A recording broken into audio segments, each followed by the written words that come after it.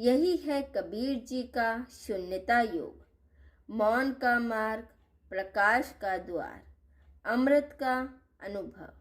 सत साहिब भाइयों और बहनों, आज हम एक ऐसे विषय में प्रवेश करने जा रहे हैं जो ध्यान, तपस्या, भक्ति और आत्म साक्षात्कार इन सभी से भी गहरा है। कबीर जी इसे शून्यता योग कहते हैं। एक ऐसा योग जहाँ कोई मुद्रा नहीं, कोई आसन नहीं, कोई मंत्र नहीं और कोई दिखावा नहीं। यह वह मार्ग है जहाँ मन रुक जाता है और आत्मा बोलने लगती है। कबीर साहिब का यह ज्ञान केवल पढ़ने का नहीं, अनुभव करने का रास्ता है। आज की इस यात्रा में हम इनके स्वभाव को समझेंगे, शून्यता का अर्थ जानेंगे और कबीर जी द्वारा बताए गए उस मौन के द्वार तक जाएंगे जहाँ से आध्यात्मिक जीवन शुरू होता है। कबीर जी कहते हैं, मन ही देव, मन ही दानव। यह मन ही हमारी दुनिया बनाता है और यही हमें गिराता भी है। देखिए, हम घर में बैठे होते हैं पर मन बाजार में घूम रहा होता है। हम खा रहे होते हैं पर मन बीते कल की बात में फंसा रहता है। हम सो रहे होते हैं पर विचार हमें जगाए रखते हैं। कबीर जी कहते हैं, मन एक भटकी हुई गेंद की तरह है, जिस और दीवार मिले उसी तरफ टकरा जाता है। यह मन कभी शांत नहीं होता क्योंकि इसे बाहर दौड़ने की आदत पड़ गई है। शून्यता का अर्थ खाली नहीं, शून्यता का अर्थ है मन के खाली हो जाने पर जो बचता है वह शुद्ध मैं। कबीर जी कहते हैं, जहाँ शून्य वहाँ पूर्ण। शून्य मतलब ना विचार, ना द्वंद, ना इच्छा, ना अपेक्षा, केवल उपस्थित होना। जैसे एक शांत झील जिसमें पूरा आकाश दिखाई देता है, वैसे ही शांत मन में भगवान का प्रकाश प्रतिबिंबित होता है। शून्यता कोई खालीपन नहीं बल्कि सबसे बड़ा भराव है। कबीर जी मौन को बड़ा महत्व देते हैं, लेकिन यह बाहरी मौन नहीं, यह वह मौन है जहाँ विचार मिट जाते हैं और बुद्धि शांत हो जाती है। कबीर जी कहते हैं, मौन महल में राम बसे। जब मन मौन हो जाता है तभी आत्मा की आवाज़ सुनी जाती है। शून्यता योग का पहला कदम यही है। मन को शांत करना नहीं, मन को देखने लगना। मन को शांत करने की कोशिश मत करो, बस उसे देखो, वह स्वयं शांत हो जाएगा। जब भी मन में विचार उठे उसे रोकने की कोशिश मत कीजिए, उन्हें एक फिल्म की तरह देखिए।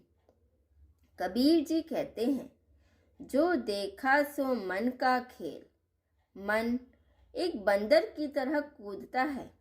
शून्यता योग में हम उस बंदर को पकड़ते नहीं, बस उसे देखना शुरू करते हैं। जैसे ही आप देखने वाले बनते हैं, मन करने वाला रह नहीं जाता।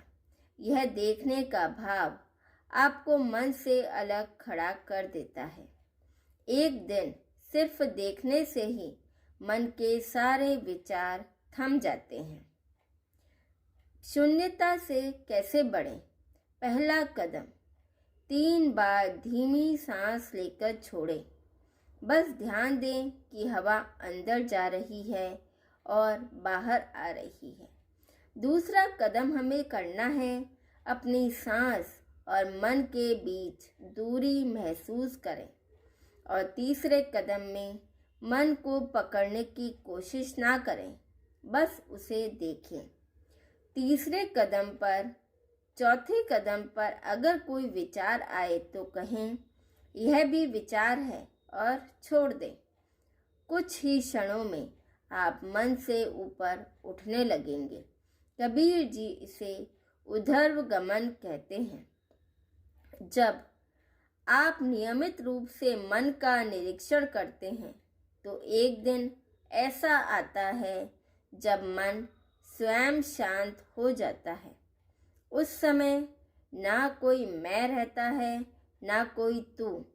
कबीर जी इसे मन का विलय कहते हैं। यह अवस्था इतनी गहरी है कि वहाँ पहुंचकर इंसान जीवन को नई आँखों से देखता है। यही सच्ची मुक्ति का द्वार है।